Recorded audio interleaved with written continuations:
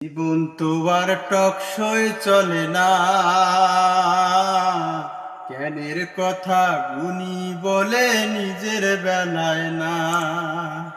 জীবন তো আর টকসই চলে না,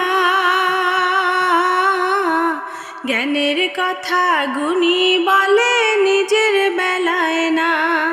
আরে পরের বেলায় বুদ্ধিজীবী নিজের বেলায় বোঝে না। পরের বেলায় বুদ্ধিজীবী নিজের বেলায় বোঝে না। নিজের স্বার্থ কেউ কখনো একটা চুলো ছাড়ে না। নিজের স্বার্থ কেউ কখনো একটা চুলো ছাড়ে না। জীবন তো আর টকসই চলে না, জ্ঞানের কথা গুণী বলে নিজের বেলায় না।